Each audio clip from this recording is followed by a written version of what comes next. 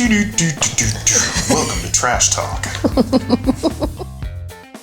Welcome back to another episode of Trash Talk. We're here at the Landfill Group. We try and talk everything that is biogas. Really excited today to be joined by what I would consider a great friend of mine, Miss Drale Short from City of Columbus, Georgia. Drale and I have been working together for a handful of years now. Yeah, we have. And putting together a renewable natural gas project on the Pine Grove landfill here. Maybe an introduction to Drale and what you do here for the city. Drale is a hardworking young lady. No, I'm the Director of Public Works. I've been here with the city for 43 years. Has it been 43? It's been 43 years. I've seen our old landfills close. I've seen new landfills open. So I have everything from waste collection and disposal to stormwater management. So it's a lot. So just real days with not a whole lot going on and not a whole lot of interaction. Never no days with nothing going on. I've got 7 divisions. Like I said, everything from stormwater to waste collection, potholes, you name it, we do it. So It's always something going on. Which is great. It keeps you young, right? Keeps me young, keeps me busy. Yeah, I love it.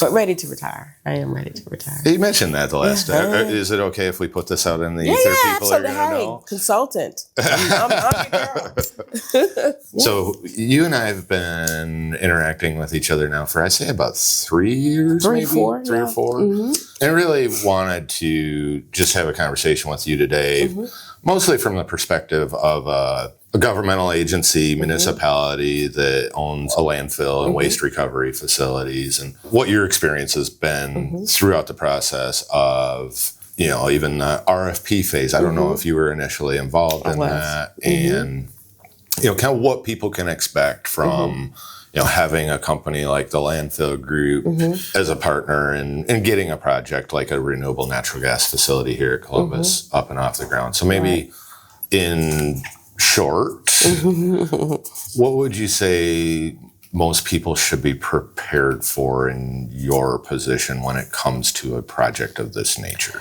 As a director, the first thing I think that you have to realize is that landfilling is not cheap, and it's not unlimited. I think the country, I'm just going to put it that way, has a misnomer that there's all this land out here that we have that'll be there forever to take our waste. And the reality is, it's not. And so when we had the opportunity to partner with a company like the Landfill Group, the first thing I thought was, we have got to stop thinking like in our own little bubble. And I think most governments think in a bubble, right? They don't think of themselves as being a revenue generating outside of taxes and things of that nature. But the reality is that your tax base is only going to take you so far. You still have to be able to accommodate the visions. You have to accommodate technology, because technology sometimes will govern what you do in the future, right? And so we are just blessed that we were at a point in our landfilling ventures that we partnered with a company like you to show that there is another way of going about handling the land after the landfill is filled. And that's really important. Because some people think you just take the top off and you start dumping stuff back in it again, and that's not very. It's you can't do it. Once they say it's shut, it's shut. You know that. Yeah. But, just the fact that we have another resource that's coming out of our landfill is really exciting. So you mentioned resource there. It's really, you said, thinking in a box, and maybe it's a thought of, rather than having it be a liability, turn it into an asset. Absolutely. And maybe be comfortable getting outside of your comfort zone. Absolutely. And testing those boundaries and open to new ideas. As you're well aware, it's been many years that we've been pursuing putting a project together. Right. And I would say probably tested patience at times. Yes, definitely tested our patience at times. And when I say our, I mean really mine, because just like any government, you have a legislative body that really dictates. You can present and give them all the information, but until that light bulb goes off in them, they kind of resist it. You know what I mean? And even in our case, because we had ventured in this direction earlier before we partnered with you all and it wasn't successful, they were very hesitant to move forward. But when we showed them, everything that you all had to offer and how many times you've done it and how successful all of your projects have been, it was a no-brainer. We have to do something to utilize our landfill outside of just shoving it full of waste.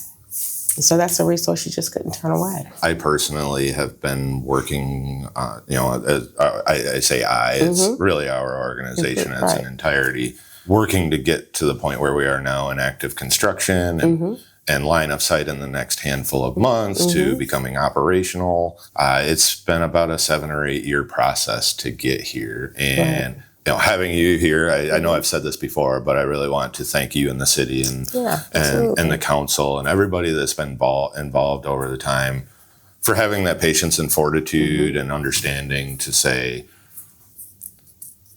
rather than look at it and say, well, it's a building that you need to put up with some equipment in it. Why does it take so long? Right.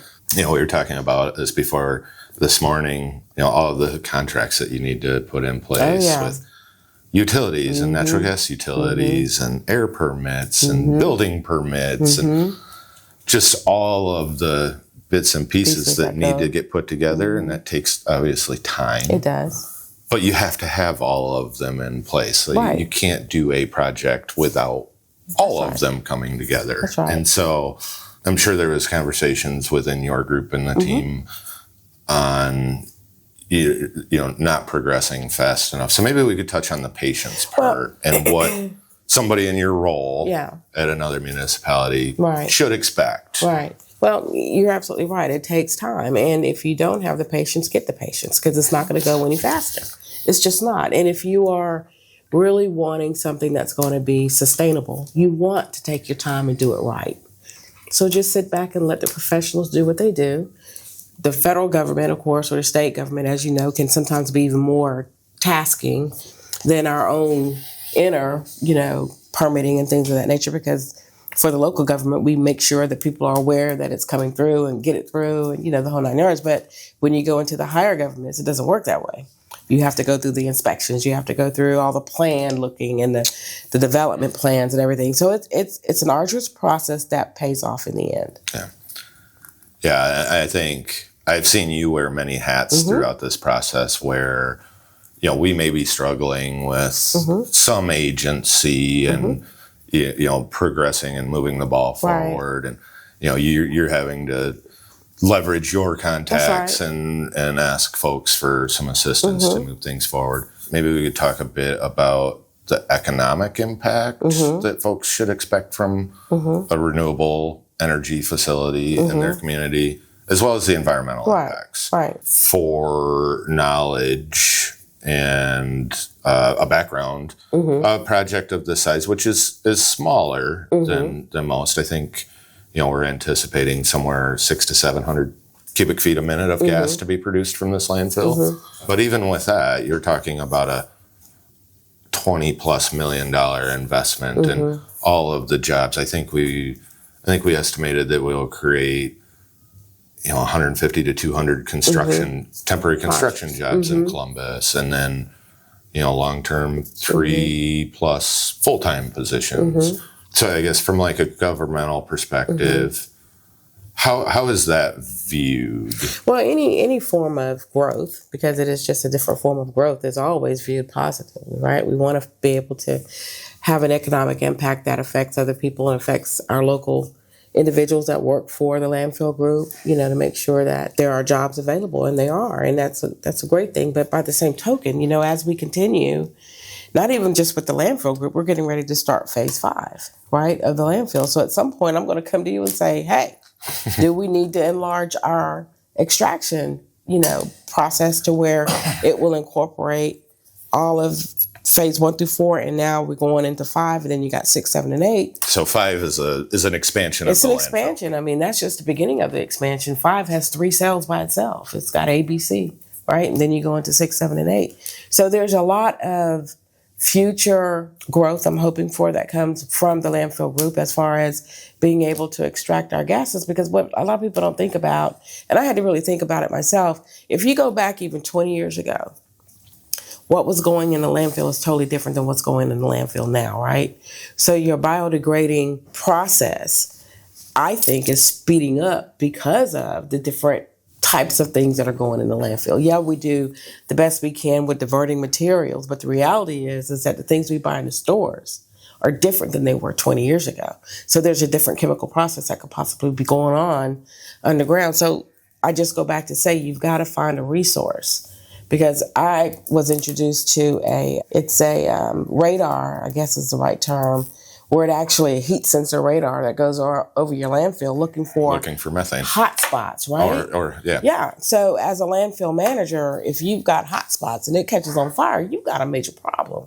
So just having the resource of having our methane gas extracted will reduce that possibility, number one, right? But I think for landfill managers as a whole, that's something you need to start to consider. What's going into your landfill? That's going to be in your landfill because you can't divert it somewhere else, and it's going to have a chemical reaction underground. What are you going to do, right? So if you can start extracting those gases, it's a no-brainer. So. Yeah. And for people's knowledge, this is a MSW, Municipal Solid Waste Landfill. That's right. No construction. No debris, construction. No hazardous waste. No hazardous waste. So basically the things that you and I and everybody in society use and dispose of That's in right. our households. So as you're talking about phase 5 and calling us and saying, hey, I think we've got waste in place now. Right. We should expand the gas collection system. I think that's one of the biggest things that is overlooked a lot is the avoided costs to municipalities or governmental agencies and even landfill owners. That's whereas we, as a landfill group, we invest our capital to build that gas collection system. And we have people that are touching it and living in that space every day. And it removes the cost that a gas collection system is very expensive. Very. Millions. We have millions of dollars. And if we had to do it, we wouldn't have done it.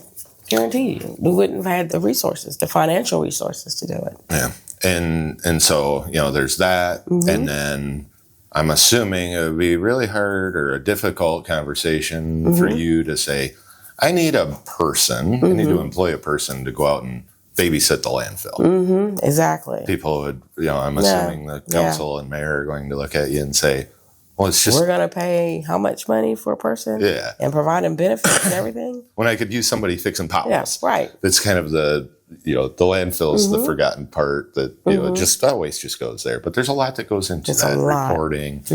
And here at Pine Grove, it is what's considered a non-NSPS, New Source Performance Standard landfill. So it's small enough that it's not mandated to have that gas collection system. That's right. But even in it being mandated and regulated so heavily, but all landfills are, when I was talking about phase 5, I'm thinking, well, the infrastructure is already in place. So to tap into the other cells as they continue to grow, to me, it should be a natural progressive growth for our extraction system. So I'm hoping that will take place in the future. I can assure you it will. We are uber aggressive at the landfill group about installing new infrastructure because we have a saying internally, every 10 CFM of gas is impactful. I mean, it's very, very impactful. And, that aggregation of marginal gain. So we've got a bit of an advantage having the ability to self-perform, not only the construction of the sites, the renewable natural gas facilities and the equipment. We have crews of people that do nothing more than install and commission and maintain gas collection systems. So whereas a lot of folks would say, well, we'll wait until we can put 10 wells in or 15 wells in, we can mobilize a group of people in a week and put three in. And just kind of keep expanding that out. And so maybe that's a good segue to the environmental impacts of a facility of this nature. And I don't know if you've seen these yet, but a landfill this size produces enough renewable natural gas to suit the needs of close to 2,000 homes, depending on where you're at in the country, that number. But on average, it's about 2,000 homes. That's awesome. It is the equivalent of removing enough CO2 that you're removing like 7,500 passenger cars off of the road. So even small sites have really dramatic environmental impacts. I don't know if you can really put an economic value on that. But is that something that the city Well, absolutely. I mean, air quality is really important. And I don't think people think about the fact that if you don't have it, there are gases that are coming out of your landfill, whether you see them or not. Yep. They are there. Every year we have to have our air permit updated and all that stuff to ensure that we are not exceeding those federal regulations for our air quality. But if we didn't do anything, I just feel like we would have had some compliance issues because of the size of the landfill and because of, we're only able to, like I said, take out certain things and you just never know what's in there. So, I mean, I think it's environmentally, I don't think you can go wrong. I really don't. It's a reduction in emissions. It is a reduction in emissions. How can you go wrong with that? You can't go wrong with it. And I know it is a subject that a lot of people are not familiar with. There's a lot of landfill managers that I've talked to over the years who would never even consider it, So anytime I have the opportunity to tell them about our experience with it so far, it's just been great. And, even now, I've got people calling going, you need to tell me you have an opening on Friday. It's not an opening. It's not opening. It's not opening. It's an introduction. And I promise you'll be there for the opening. But and when you're talking opening, we'll be doing a ribbon cutting in summer of 2026 here and have all the media and other landfill. Right. But in the meantime, you got this huge, beautiful building sitting over here to the side. Everybody's like, what's that? The interest has just peaked. And so I am excited for our community to see the future for our landfill. I'm excited for them to see how progressive our landfill is and taking this direction in our landfilling as a whole, but to let them also know that we are thinking about things 50 years down the road, that we're not just trying to do things just for today, because what we do today is going to impact 50 years down the road. So it's really important to us to let them know that we are progressive. Yeah. And I think you touched on something there, and this is my opinion. Mm-hmm. It shocks a lot of people when I tell them their opinion. I'd be curious to see what your take is on it. I view a landfill as a tremendous environmental preservation tool. Mm-hmm. People love to call them dumps. Mm-hmm. A dump is a hole in the ground that you throw trash in. Right. Sanitary landfills are a completely different animal. Totally different. So maybe you could go into what a sanitary landfill is and how if you believe the same thing, that it is a good environmental preservation tool. Mm-hmm. Well, it absolutely is, and you can't talk about it without talking about the changes that have happened in landfilling. Like you said, gone are the days of just digging a hole and throwing it in there. Now, and then when we start on phase 5, I'm hoping people will take the time to come out and see it. It's an amazing process from the lining that has to go in there. So we're just not dumping trash into the earth. It is lined just like you would do a swimming pool to ensure that there's no leakage going into our groundwater. Exactly. So it is a process, but it's a process that if you do it right, it will last you a lifetime. Yeah. And the regulations and monitoring. Oh my gosh, yeah. To ensure that it's being done right. To me, it's the ultimate recycling. It is. It absolutely is. The ultimate recycling. You're taking things that people disposed of, right. And now you're creating an energy source off of it. That's exactly right. I think it's an amazing process. It is. You were taking me back to the days when I first heard about landfill gas to energy. Yeah. Exactly. Like most people, when you talk to them about that, I was like, what are you talking about? You got to be a trash person. You do. That's why we call this trash talk. Yeah, you got to love trash to know what we're talking about. Yeah. So tomorrow, I think you mentioned an event we're hosting here. Not a ribbon cutting. Not a ribbon cutting yet. I think, what do we call it? As an insider's look behind? I said it was an introduction, a community introduction. So behind the curtains of an RNG, renewable natural gas construction project. That's right. As a part of that, you mentioned the schools in the area bringing students in. That's right. I think we're going to have about 30 students. 30 and high they're school. all coming from Science Magnet. So they're excited about coming. I think they're going to be a little disappointed that it's not running, but we'll do that again. We'll have them back. Yeah, we'll have them back at the ribbon cutting and everything. But just to open their eyes to what you all are doing, we're going to offer tours of the landfill. And we're going to throw them in vans and take them around. And as it relates to that event, again, a big thank you to you, everybody at Keep Columbus Beautiful, everybody in the city government that has really embraced having us here, bringing others from the industry and students and eventually the public once we're operational. Because I think you're taking a different approach than a lot of folks do in not hiding the landfill, but driving awareness around it and, really embracing the public to say, no, come look, come see. That's right. You need to see. You need to understand the process. So, one, maybe that'll make you recycle more because we want you to do that. But two, like the students, we want to open their minds to the science of landfilling and to the extracting of the methane gas, because that could be the future for landfills. But we have to first light that fire under them, right? Yeah. And so even for me, I remember when I first came to the landfill, we're talking 40 years ago, I thought, I'm not going to a dump. I got my heels on, I got my little pencil skirt on, I was a little young thing, I'm like, I'm not going to the landfill. When I came, I was so astounded at the process and just how active it was, and how many people were working in, and everybody had their own process that they had to do in order for it to all come together, And again, and we're talking almost 40 years ago. So landfilling was even different then than it is now. But I think I was more intrigued with the equipment, when you're looking at compactors and they're huge and off-road trucks. I'm like, I want to drive that, right? Can I get on the dozer? Yeah, right? Yeah. They're like, no. But, but it did. It sparked an interest for me, and then I think that's kind of helped drive my career in staying in public works all these years, because it is such a life-altering area, because everything we do affects your community, regardless. And so it's important to me.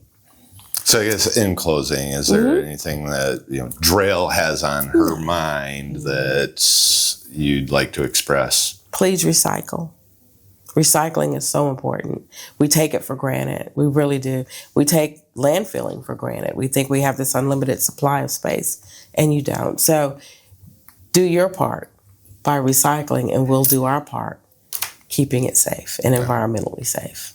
So thank you for that. You're welcome. You're hitting on one of our core values, which is stewardship, and actually two of them: stewardship and commitment to excellence. So stewardship, a lot of people think about money. Right.